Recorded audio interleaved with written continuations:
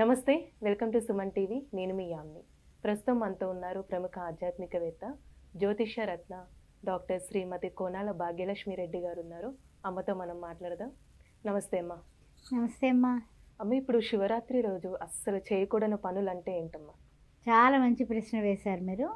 చెయ్యకూడని పనులు అనేది చెప్పుకునే ముందు ఫస్ట్ శివుణ్ణి ఒకసారి స్తోత్రం చేసుకొని మాట్లాడుకుందాం.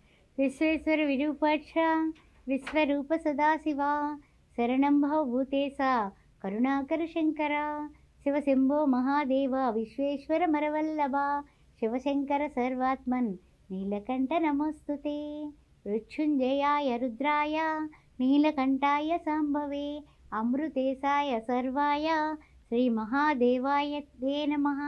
అంటే శ్రీ మహాదేవుడైనటువంటి ఆయన మృత్యుంజయుడు, అదేవిధంగా విశ్వేశ్వరుడు. ఆ తర్వాత ఆయన అపమృత్యు దోషాలే కాదు, అష్టైశ్వర్య సంపన్నుడు. అలాంటి శివ పరమాత్మని మనం పూజ చేయకపోగా మనము చేయకూడని పనులు చాలామంది చేస్తూ ఉంటారు. అవి ఏమిటి అంటే కనుక, ఉదయం స్నానం గుళ్ళోకి వెళ్లే ముందు చేయొచ్చులే అని ముందు వంట కార్యక్రమాలు చేసేస్తూ ఉంటారు. అవి చాలా పొరపాటు. పిల్లలు తినాలి కదండి, అత్తగారు మామగారు ఉన్నారు, వాళ్ళు పెద్దవాళ్ళు, వాళ్ళు తినకపోతే వాళ్ళకి పెట్టకపోతే ఎలా? నువ్వు తల స్నానం చేయవమ్మా అంటే మరి మగవాళ్ళన్నా సరే గవబా పేపర్ చదువుతూ చక్కగా ఆరాంసే బయటే. తర్వాత ఏంటి సంగతి? ఆ తర్వాత నిదానంగా ఆయన అన్ని క్షౌరాలు అవి చేసుకొని అవన్నీ కూడా చేయకూడదు. ఒకటి. రెండు, పండుగ రోజు ఇది హోలీడే, హాలిడే కాదు, హోలీడే. భగవంతునికి దగ్గరగా ఉండే రోజు, భగవంతుని కోసం భగవంతునితో భగవంతుని దగ్గరికి వెళ్ళడానికి ఒక రోజు కేటాయించబడింది అంటే శివరాత్రి. అలాంటి రోజున మీరు ఈ విధంగా చేస్తే ఎట్లా? పోనీ అది ఫస్ట్ దైనందిన జీవితంలో. రెండు ఏమిటంటే కనుక, ఆ రోజు గోళ్ళు కత్తిరించుకోవడం, బ్యూటీ పార్లర్కి వెళ్ళి జుట్లు కత్తిరించుకోవడం, ఐబ్రోలు చేయించుకోవడం, వాళ్ళ సెలవు కదండి, ఖాళీ కదండి, ఫేషియల్స్ లేకపోతే ఇంకా ఏమేమిటో రకరకాలు విన్యాసాలు అవన్నీ చేసేస్తూ ఉంటారు. మగవాళ్ళు కూడా తలస్నానం ఎలాగా చేయాలి కదా, కొంచెం వెళ్ళి అలా వెళ్ళొస్తాను నేను సెలవునికి అనేటటువంటి అబ్బాయిలు కూడా ఉన్నారు. అందువల్ల అవన్నీ చేయకూడదు. పండుగ రోజు హెయిర్ కట్ అలాంటివి, శివరాత్రి రోజు అసలు చేయకూడదు. ఏమ్మా, శుక్రవారం లేదు, మంగళవారం లేదు, మనకి రోజు గీ గీ గీ అని తీసేస్తుంటారు కదా. శివరాత్రి రోజు ఆగండి అయ్యా బాబు, మహాత్మా ప్రభు. అది తర్వాత మళ్ళీ ఆ రోజు నీళ్లు స్నానం చేసేటప్పుడు గంగాజలం ఇంట్లో ఉంటే వేసుకుని చెయ్యండి. ఆడవాళ్ళు అయితే పసుపు వేసుకుని చెయ్యండి. అది మర్చిపోకుండా చేయండి, ఎందుకంటే శుద్ధి అవుతుంది. ఆత్మశుద్ధి, శరీర శుద్ధి, మానసిక శుద్ధి ఇవన్నీ జరగాలి. జరిగితేనే మీరు అనుకున్న పనులు అనుకున్నట్టుగా ఆ రోజు ఆ భగవంతుడు మీ యందు ఉండి ఆశీర్వదిస్తాడు. లేకపోతే negative rays, negative negative negative negative, ఆ దృష్టి ఈ దృష్టి, లేకపోతే ఆ దోషాలు ఈ దోషాలు, అన్ని దోషాలతో మనల్ని మనమే రోగాల బారికి తీసుకువెడతాము. అందువల్ల చాలా జాగ్రత్తగా ఉండండి.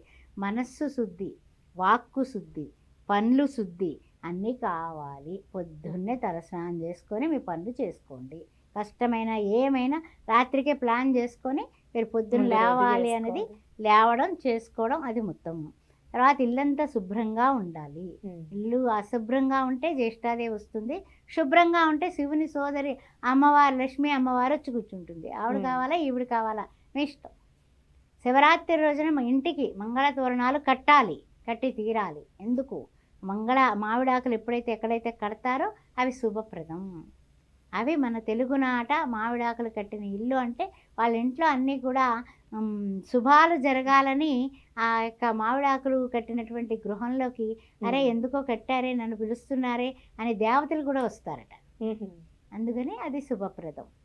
ఆ తర్వాత ఈశ్వర నామం సీడీ రూపంలోనో క్యాసెట్ రూపంలోనో ఏ విధంగా అయినా సరే ఇంట్లో ఓం నమశివాయ అనేది మారుమోగుతూ ఉండాలి ఆ రోజు కంప్లీట్గా. తర్వాత దేవుని నామం. అదే కాకుండా ఆ రోజు అఖండ దీపం ప్రొద్దుట 6 గంటలకి మీరు దీపం వెలిగిస్తే శివరాత్రి మన్నాడు రాత్రి వరకు కూడా అఖండ దీపాన్ని కాపాడుకోండి. అంటే అందరూ వెలిగించుకోవాలి, అందరూ వెలిగించుకోవచ్చు. ఈ కులం లేదు, ఆ కులం లేదు, ఎవ్వరు అనేది లేదు. అఖండ దీపం వెలిగించి ఒక్క కోరిక కోరండి, మీకు తీరకపోతే నన్ను అడగండి. అసలు ఇందులో ఏం లేదమ్మా. మనం ఏంటంటే కనుక భక్తి ప్రధానం, దాన్ని అది కొండెక్కి పోకుండా చూసుకునే విధానం కూడా మీ దగ్గర ఉంది. ఆవు నేతితో వెలిగించినా నువ్వుల నూనెతో వెలిగించినా మీరు వెలిగించండి. వెలిగించి ఫలితం గురించి ఆలోచించకండి, ఒక్క కోరిక కోరుకోండి. శివాయ గురువే నమః అనుకోండి. చక్కగా మీరు హాయిగా మీరు మీ ఇంట్లో ఏదైతే ఉన్నాయో, అంటే ఏమైనా సరే కొంతమంది ఉలిక్కిపడి లేస్తూ ఉంటారు. ఎవరో వచ్చి గుండెల మీద కూర్చున్నారండి, చెమటలు పట్టేశాయి, పీడకలలు వస్తున్నాయి, ఇవన్నీ పోతాయమ్మా. అఖండ దీపం ప్రతి శివరాత్రి, మాస శివరాత్రికి కానీ శివరాత్రికి కానీ వెలిగించిన ఇల్లు ఎప్పుడు కూడా బాగుంటుంది. బాగా గుర్తుపెట్టుకోండి. చక్కగా పెద్దొత్తు అమ్ముతారు, మూకుడు అమ్ముతారు, వెలిగించుకోండి. ఏమ్మా 2 మూకుళ్ళు పెట్టండి సుమా, 1 మూకుడు పెట్టకూడదు, అది తప్పు. 2 మూకుళ్ళు పెట్టాల్సిందే. తర్వాత ఏంటంటే మనం కొంచెం పొదుపులు చేస్తూ ఉంటాం కదా, ఈ పొదుపు ఈ విషయంలో చేయబాకండి. తర్వాత ముఖ్యంగా ఏంటంటే కనుక ఆహార నియమాలు. ఆహార నియమాలు ఏంటంటే తినకూడదు, నేను ఉపవాసం ఉన్నామని పెద్ద గ్లాసుడు పాలు, చక్కగా రంగురంగులు అందమైన పళ్ళు 4-5 రకాలు, నేను ఉపవాసం అండి వేళ శివరాత్రి కదండి, చక్కగా వేసేస్తాను. అనేసి ఏమొస్తుంది, నిద్రాదేవత వస్తుంది. నిద్రాదేవత వచ్చి నిన్ను ఆవహించినప్పుడు నీవేం చేయగలవు? ఏం చేయలేవు. కల్లో ఏమిటో రాక్షసుడు వచ్చినా లేదు, దేవుడు వచ్చినా లేదు, నీవు వెళ్ళిపోతావు అంతే. అందువల్ల మీరు జాగరణ చేసేటప్పుడు, మీరు జాగరణ చేయాలంటే కడుపులో ఏమీ ఉండదు. ఒకవేళ ఉన్న అల్పంగా తీసుకోండి, చిన్న గ్లాసుడు పాలు తాగండి, 1 పండు తినండి, చక్కగా ఉంటుంది కదా. ఆ తర్వాత ఇంకా ముఖ్యంగా శుచి శుభ్రత తప్పనిసరి. ఈశ్వరుడికి చాలా చాలా చాలా ఉగ్రం. అందువల్ల అంట్లు ముట్లు మైలలు ఉంటే గనక కలుపుకోకండి శివరాత్రి రోజు ముఖ్యంగా. ప్రతిమా రోజులు ఇంక తప్పదు అనుకుంటే అది మీ ఇష్టమే. శివరాత్రి రోజు కొంచెం ఎడంగానే ఉండండి. శివారాధన జరిగేటటువంటి సమయంలో వాళ్ళు మాట కానీ ఇది కానీ మొహం కూడా చూసేవాళ్ళు కాదు పూర్వకాలం అయితే. వాళ్ళకి వేరే గదులు కేటాయించేవారు ఆడవాళ్ళకి ఋతుక్రమాలైతే. అందువల్ల జాగ్రత్తలు తీసుకోండి. పోనీ వేరే గదిలో ఉండమనండి చాలు, మీరు అర్ధరాత్రి శివారాధన చేసుకోవచ్చు. అదేవిధంగా చక్కగా ఏ లింగం ఉంటే ఆ లింగానికి స్టీల్ గ్లాసులు స్టీల్ గిన్నెలు పెట్టకుండా రాగి పాత్రలు ఇత్తడి పాత్రలు ఉపయోగించి చెయ్యండి. లేకపోతే స్టీల్ గ్లాసు శనీశ్వరుడు, శని భగవాను రమ్మంటారా ఏమిటి? రాకూడదు కదా. మరి అందుకని ఏలెన్నాటి శని దోషాలు, అష్టమ శని, అర్ధాష్టమ శని, ఏ దోషాలు పోవాలన్నా శివరాత్రి రోజు అభిషేక ప్రియుడు, నీళ్లతో అభిషేకం చేసినా ఆయన స్వీకరిస్తాడు.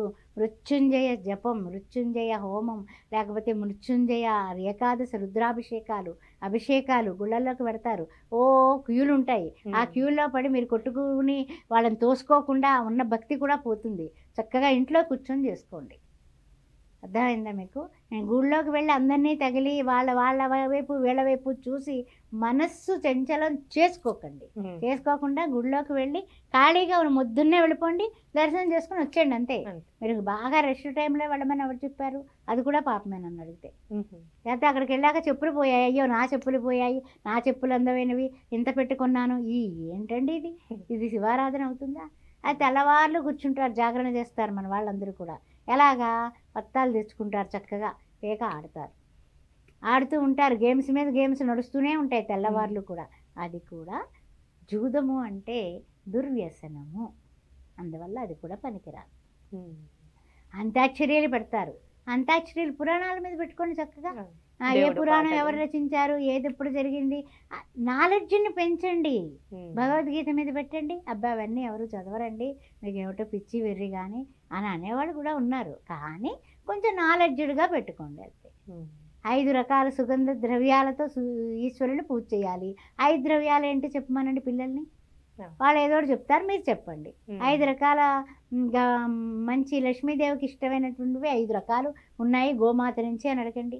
ఆ గోమాత నుంచి గోవుమయం, గోవు మూత్రం, గోవు పాలు, గోవు పెరుగు, గోవు నెయ్యి, అలా మీరు మీకు తోచినటువంటి తెలివితేటలతో ఇవన్నీ కూడా చేసుకోండి. చక్కగా ఆవు పిడకతో సంధ్యా సమయంలో ఇల్లంతా ధూపం వేయండి. శివరాత్రి రోజున సాంబ్రాణి ధూపం వేయండి. వేస్తే కనుక తప్పనిసరిగా సాంబ్రాణి గుగ్గిలో కలిపినటువంటి ధూపం ఇల్లంతా చూపిస్తే ఇల్లంతా కూడా పాజిటివ్తో మారిపోతుంది.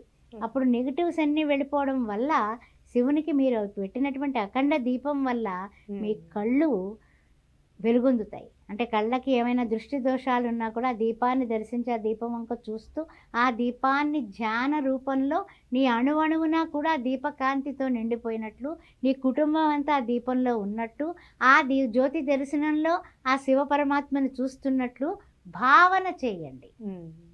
నీ శత్రువులు, నీ మిత్రులు, నీ హితులు, నీ సన్నిహితులు అందరూ అందులో ఉన్నారు. అలా ధ్యానం చేస్తే తప్పనిసరిగా ఈశ్వరుడు అనుగ్రహం. సర్వభూతాల్లో ఉంటాడు కాబట్టి మిమ్మల్ని తప్పక అనుగ్రహిస్తాడు. చేయకూడని పనులవి చేసేవి ఇవి. అందువలన శివ అంటే మంగళకరుడు, శివ అంటే శుభకరుడు, శివ అనే నామంలో సర్వస్వము ఉంది. అందువల్ల శివుణ్ణి పూజించండి, శివాని అయినటువంటి అమ్మవారిని పూజించండి. అర్ధనారీశ్వర స్తోత్రం రాత్రి 12 గంటల వేళ మీరు చేస్తే భార్యాభర్తల మధ్య గొడవలు వచ్చేవాళ్ళు అవన్నీ తగ్గిపోయి చక్కగా ఆనందంగా జీవిస్తారు. చాలా చక్కగా తెలియజేశారమ్మా. ఓం నమః శివాయ.